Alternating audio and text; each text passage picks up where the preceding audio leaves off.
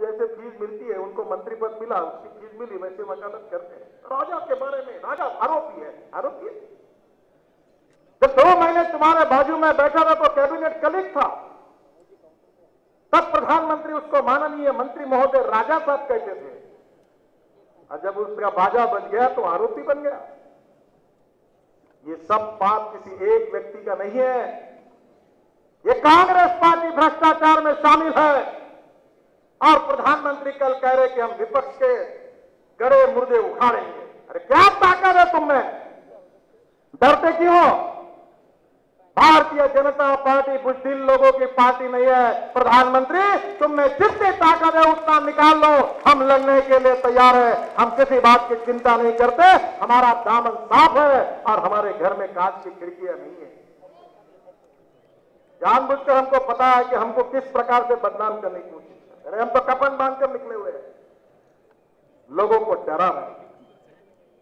देश में लोकतंत्र है, लोगों को कहा जा रहा है, अन्ना हजारे जी के बाद से कोई सहमत हो या न हो, और उनको कहा जा रहा है देखो रामदेव को कैसे पीटा, तुम्हारा भी वही हाल कर देंगे, नहीं तो वापस जाओ। अनशन करना है तो कितने लोग बैठेंगे, कहां बैठेंगे? कभी ऐसा हुआ है? कभी ऐसा हुआ है क्या? क्या इस देश में किसी बात को सरकार के विरोध में कहने का अधिकार नहीं? फ्रीडम ऑफ स्पीच और फंडामेंटल राइट समाप्त हुआ? ये सब क्यों हो रहा है? रामदेव बाबा 4 दिन पहले संत थे और रामलीला मैदान पर कांग्रेसियों ने रावण लीला में उसको बदल दिया।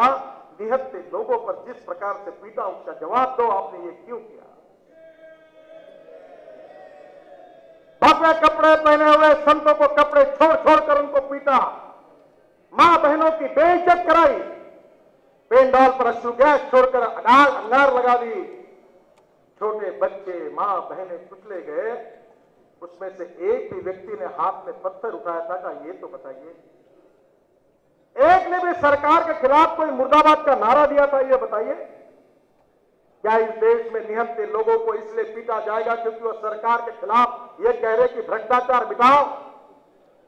क्या इसके लिए लोगों को पीटा जाएगा कि वो कह रहे काला धन वापस लाओ? काला धन वापस लाओ, भ्रष्टाचार मिटाओ कहना गुनाह है?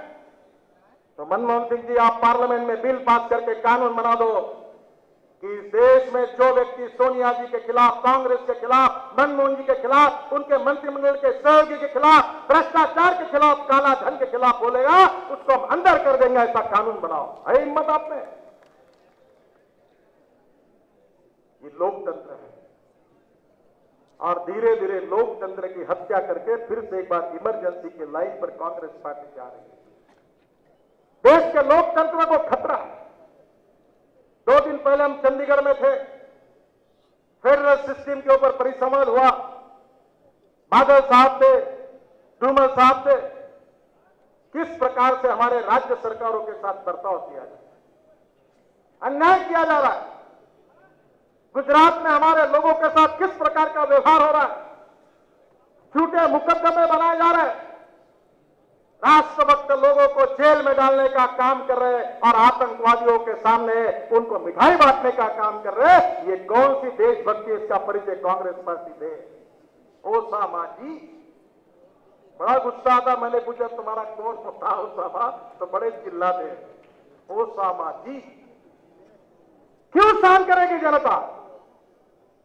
और इसलिए आप बहनों और भाइयों एक प्रार्थना करना चाहता हूं। आज पूरी तरह से जनता सरकार के खिलाफ है।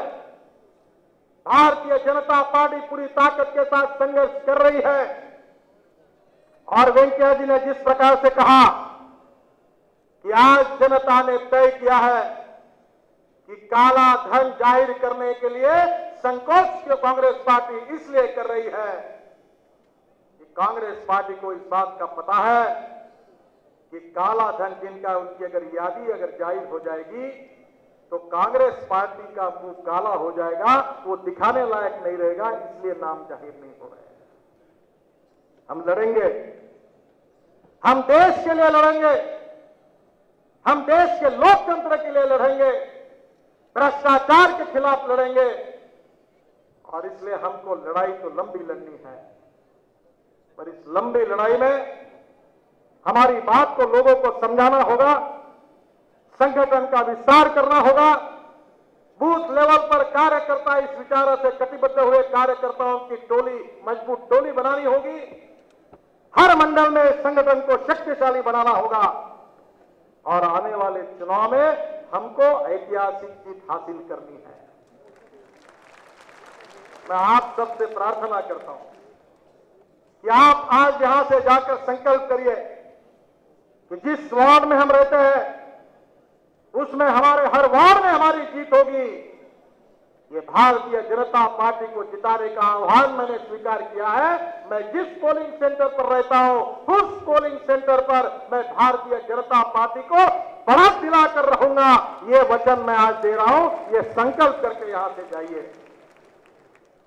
बहनों और भाइयों, इतिहास लिखने वाले लोग बड़े एग्जीक्यूटिव चेयर में बैठकर अत्तर और सुगंध के सुवास में गुलाब पानी से इतिहास लिखा नहीं जाता। इतिहास परिश्रमों के बिंदु से और खून बहाकर लिखा जाता है। मेरी आपसे प्रार्थना है कि इस विजय का संकल्प करके पूरे आत्मविश्वास के साथ हम जीत हासिल करेंगे, हमारे पार्टी को जिताएंगे और भ्रष्टाचार, महंगाई, कालाधन, इसके लिए जो जिम्मेदार कांग्रेस पार्टी है, इनको हम पूरी तरह से हराकर भारतीय जनता पार्टी का झंडा फहराएगा। ये संकल्प करके हम जाते हैं। ये निर्धार करके आज के कार्यक्रम से जाइए। मैं हृदय से आप सब लोगों को बहुत बहुत शुभकामनाएं देता हूं और आपके विजय की कामना करते हुए अपना भाषण समाप्त करता हूं। धन्यवाद। जय हिंद। भारत माता की।